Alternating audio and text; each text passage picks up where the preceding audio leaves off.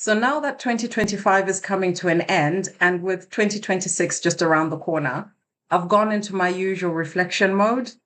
This is the time of the year when I start looking back, checking in with myself, and asking, what did I set out to do this year? What did I actually do? What do I want to carry forward into the next year? And whilst I was doing this process, I came across this webinar that I delivered at the beginning of 2025 for the Care Business Hub community. And when I watched it back, it reminded me of where I was at the time, the things that were on my mind, the goals that I was setting, and the intentions that I had for 2025. Funnily enough, one of the goals that I set then was to finally set up this YouTube channel. And honestly, I'm really pleased that I can sit here now and say that I've done it. It might seem like a small thing, but for me, it was one of those goals that just kept being pushed back to the side. So bringing it to life this year feels really meaningful. And that's part of the reason I wanted to share this replay. It's a reminder that if goals take longer than planned, or even if the year doesn't go exactly as you imagined, you can still finish strong. You can still do the things that you said you wanted to do. The end of the year doesn't define the end of that goal. So in this webinar, I've gone through the 5 key areas you can think about in your care businesses: your core service, your HR team, your finance and foundation, your marketing and business development, and your compliance and infrastructure. As you watch it, I encourage you to approach it the same way that I did when I watched it again recently. Watch it with reflection. Think about what this year taught you. What are you proud of in 2025? What do you want to refine? And what do you want to focus on as we step into 2026? I hope it gives you clarity and a bit of grounding as you plan ahead. Let's get into the video. 1, 2, 3,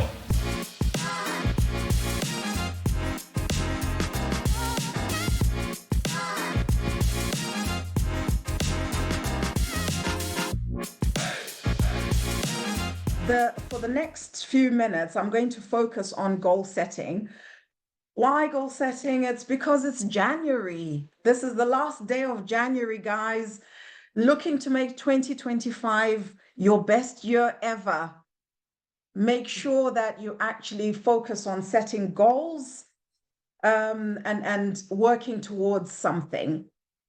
So the whole idea with this session that I'm going into, which I hope you'll find very valuable, is it's an opportunity for us to just stop and reflect and plan over the next 12 months exactly what it is that you're going to be doing with your care business. This template can be used for any business, not just a care business, but certainly as we're talking about care businesses now, this is very relevant. And one of the things I like about the discussion that we're about to have is that it can support you whatever stage you are at in your business. So if you're an aspiring business, care business owner, you're still at your early stages, you're trying to think, I really want to start a care business. I don't know how to start. Where do I start? What do I need to think of? The goal setting exercise will help you with that. If you are a new care company that has just recently set up and you're like, okay, I've got my CQC registration, I've got my website up and running, I've got my beautiful logo, I don't know what to do next. That's another opportunity for you to go through the goal setting exercise. And hopefully it will help you. And also, if you do have an established care business as well, so you could actually have a care business that's been running for years, this goal setting exercise will help you. And it's not anything complicated. You know me, so far, I'm looking at doing things as simply as possible. So taking you into the goal setting, I suppose the first question really is, why does goal setting matter in the first place? Why should we even bother in the first place? And the analogy that I like to give people is the analogy of a sat nav. So You've decided that you're going to go and see, you live in London, and you've decided you're going to go and see your family who are living in Birmingham. Now, you might have an idea of how to get there in your head, but 9 times out of 10, you'll either need to have a map or you'll need to have the sat nav. Now, if you don't put the postcode in the sat nav, in order for it to help you, to guide you to your family's address in Birmingham, how does the sat nav know how to take you there? You don't know how to get there. The sat nav doesn't know how to get you there. So it's important that you actually put that postcode in and put the address in and follow. You've then got a clear step, a clear guide, step by step. The sat nav is telling you turn left, take this motorway, and so on and so forth. And you get to your destination. And that's really what goal setting is all about. It's about having a really clear roadmap so that you know where you're going to. So you need to start thinking on the 31st of December, 2025, in order for me to turn around, look back and say, this has been a successful year for me. I've done really well. What is it that you need to have in place in order for you to be able to get to that stage? And that's what goal setting is going to help you with. It also helps you with motivation and accountability.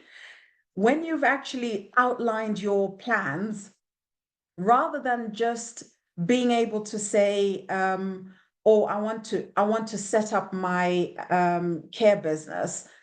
When do you want to set up my care business? Or I want to grow my care business. By how much? How exactly are you looking to grow your care business? When you've actually set those very specific targets, you start working towards it. When you can actually say, okay, my business at the moment, I'm making £100,000 a year, and I would like by the end of this year, by December, to be in a position where I'm making £300,000 a year from my care business. If you've got a very clear, very specific goal like that, that does help you, and it gives you accountability and motivates you to go in the right direction. So that's what it's all about. And in the meantime, what you're doing is you're growing your business. You're actually growing a sustainable business because you're moving forward with your goals. So that's why goal setting is really very important. You're able to actually move forward. You can say to yourself, I want to reduce my unpaid invoices by 50% within the next 6 months. That's a very specific, measurable goal. It's realistic. It's something that's time bound, and it's something that you can do something about it. You can actually have a genuine impact on that. You will now start working on it. You will be sending reminders to your clients who are paying late. You'll have a system and a process that helps you to collect money when people are not paying when they're supposed to. So unless you've actually set those goals, you don't have a direction to go in. So that's quite important. So I like to work with this framework that I call the 5 pillars of business success, really. And again, this is something that applies to any business, but certainly the care business that we're talking about. The first thing you need to do is to think about your business in 5 parts. And your plan in 5 parts as well. So the first part you're going to look at is the core service. So what is the actual core service that you're going to be providing? Whether you're doing domiciliary care, supported living, children's care, dom care, you've got neuro care that you're providing, what is it that you've actually decided you're going to do? Are you going to be focusing on clients with mental health issues? Are you going to be focusing on elderly clients? Are you going to be focusing on children? Which is it that you're going to be focusing on? And once you've actually decided that, it gives you an opportunity to come up with some plans and goals in that field. So what is your actual core service? Human resources, obviously that really talks about your staffing. How are you going to get your staff? Where are you going to get them from? How are you running your team? And so on and so forth. So again, you're thinking about your goals within human resources. You cannot run a care business or any business without any staff. Your staff are always going to be your biggest resource. So make sure that you're spending some time to actually have a think about your staffing and and the human resource side of things. Then, of course, finance, again, budgeting, doing your cash flow forecasts, doing your profit and loss statements, your balance sheets, and all the boring stuff that people don't want to do, but has to be done. So sit down right now, have a think about what are my key goals within the area of finance, and you go through that. And the next thing there is around marketing and business development. So who are my clients? How am I going to actually get out to them? How am I going to get the word out to people about selling my services? You have a lot of people who will run around, set up a care business, and then afterwards they stop and think about marketing, and they're thinking, oh, where do I get my clients? But if you've actually thought it through, you've already got a clear plan of how you're going to do that from the beginning, and all you're doing is actually just carrying on with your plan. And then the last area there, the last pillar, is the compliance and infrastructure. Now, I just put all that in one bucket because it pretty much is everything else about the business. So compliance, you're looking at things like Health and Safety at Work Act, your CQC regulations, anything at all in relation to your legal compliance. And then you're also thinking about governance. So how are we auditing? Things like auditing your services and making sure that you're actually compliant, because in order for you to continue to survive in this health and social care business, you have to meet requirements of Ofsted or CQC. All the regulators have their specific regulations that they want you to attain, and you need to have a system and process to help you to manage your governance. And that's what I call compliance and infrastructure. Your infrastructure is going to include things like your IT systems. Are you going to be going electronic? Are you going to be using paper records? How does that all work? So that's really very important. So I'm hoping that you're able to follow through with me today. The whole idea is we go through each section and you're going to come away having thought through some specific examples of goal setting. So the first one there is your core service.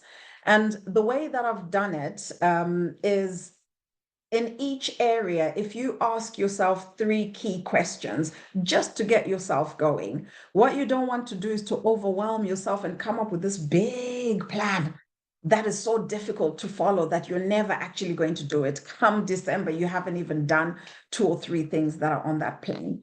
So break it down into really small, achievable things that you're able to do. So when you're thinking about your core service, you're thinking, like I said earlier, what services am I going to focus on this year? For us, our predominant service is domiciliary care. The kind of things that we've thought about in our business plan have been, okay, we are providing domiciliary care. Do we want to remain in Buckinghamshire? Do we want to expand our borders and go beyond Buckinghamshire? How far away do we want to go?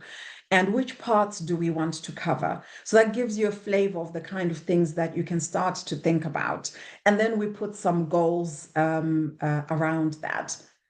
And you ask yourself, how can you enhance your quality and your efficiency? Is there anything that you need to do to improve your services?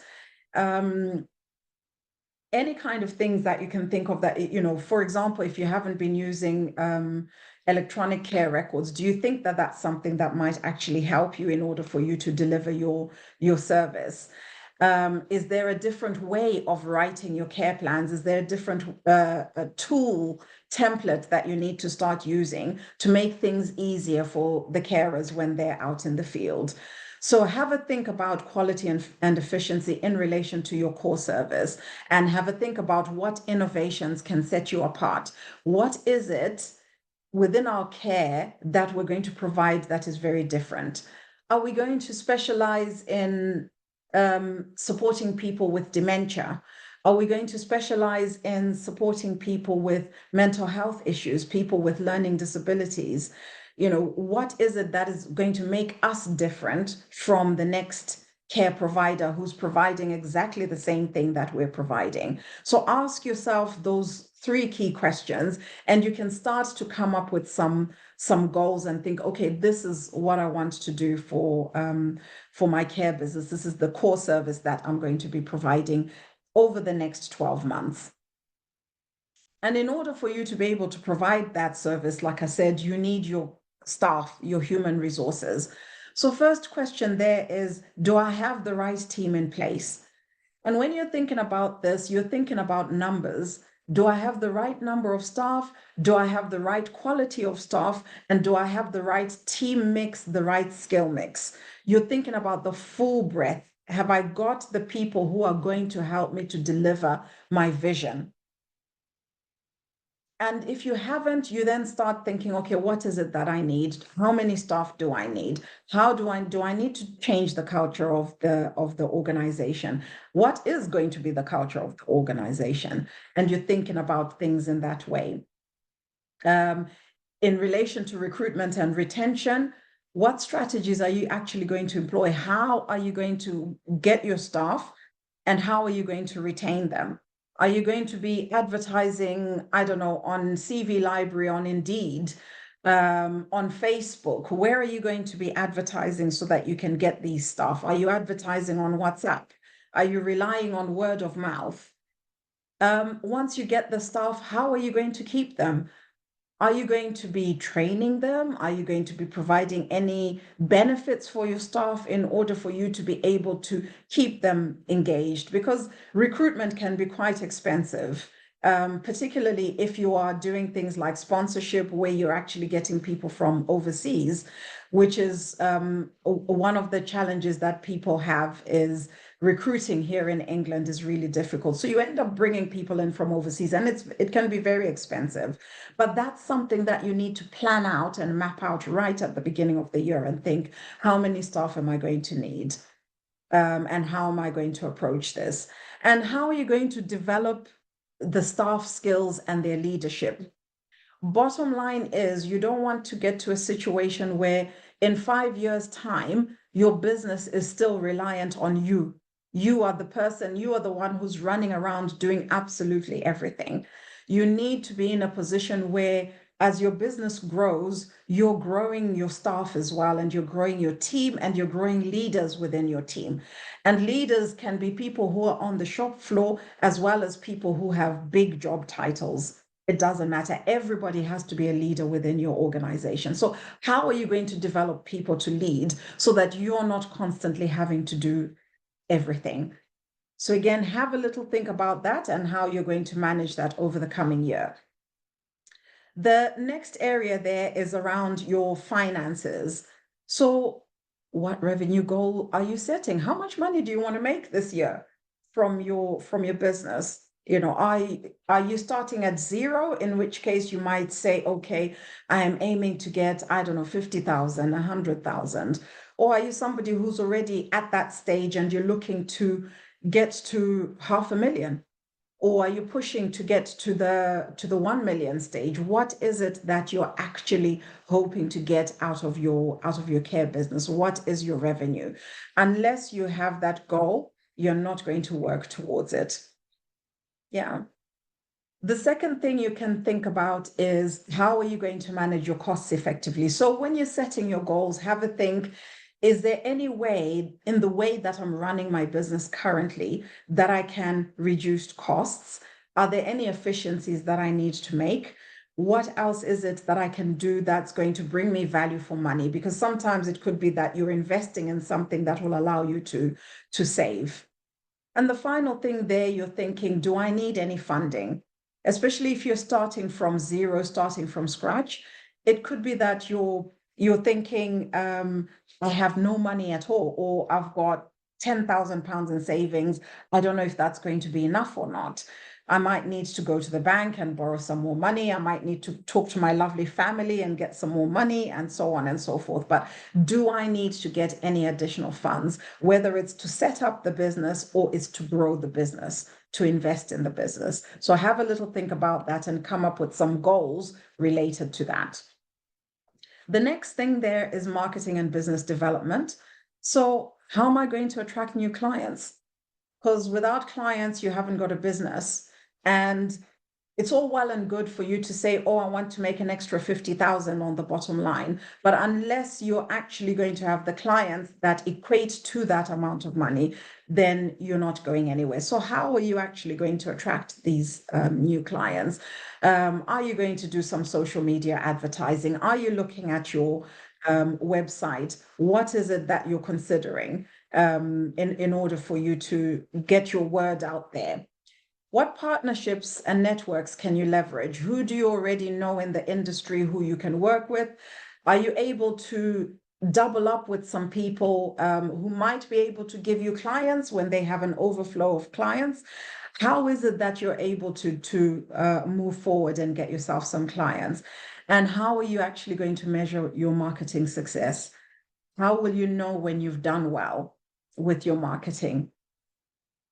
And finally, looking at the compliance infrastructure and the systems and processes, like I talked about, if you're able to set up your company in such a way that your systems and processes are functioning and running themselves, as it were, A happens and then B happens and then C happens and then D happens. It makes your company flow much easier, and you're not constantly having to run around and say, how does this work? How does that work? So in order for you to be able to do that, get your systems up and running properly. So are you fully compliant with the CQC regulations? If you're not, and you feel that that's something that you need to work on this year, then set some goals aside for that for this year. What is it that I'm going to do to make sure that I'm going to be compliant with the CQC? You're going to look at your technology and look at your, whether it's the technology in relation to your staffing, your finance, whether it's in relation to your care records, whatever it is, you need to have a think about, what goals do I have? Am I using IT in the right way? Am I using AI in the right way? That's the big thing now at the moment, is AI. And thinking about how it is that you can incorporate that into the work that you're doing on a day-to-day basis. And what are the risk management strategies that you need to implement? So what is it that you need to implement to make sure that your business is going to be safe, that you've got clear governance structures around that? So hopefully that gives you guys a good idea of this different areas that you need to think about when you're setting up your business. So really, in terms of moving forward, what you do is you take those 5 key areas, and what I need you to do today, if you want to move forward, starting from today, is first thing is you set 3 goals in each business area. So go to each of the categories that I spoke about and set a goal. Don't overdo it. If you can't set 3, set 1. Just set 1, just to get you started. Again, this is about not overwhelming yourself, because the bigger you make it, the harder it will become. Once you've actually set your goal, identify some specific actions. So it might be that you've set your goal to say that I would like to get 10 new clients this year. And you're going to then look at, okay, what steps do I need to take to get those 10 new clients? Am I going to revamp my website? Am I going to create a website? Am I going to send out some leaflets? Am I going to do a social media campaign? What is it specifically? What actions am I going to take in order to achieve that goal and make sure that I get those 10 clients? And then the third thing that you need to do there is to decide on your checkpoints. So there's no point setting up a 12 months, sorry, 12 months, 12 months. 12 months is a really long time. It can go quickly, can go slowly, but in order for you to actually achieve your goals, it's easier to break things down into smaller chunks and break your time periods down into smaller chunks. So I always suggest the quarterly method. So 90-day planning. This is where 90-day planning comes into play. So you make sure that you've got your checkpoints set every 90 days. So decide when is it you're going to be checking, how far have I come along? If it's something like I said, let's stick with the analogy of getting 10 new clients this year.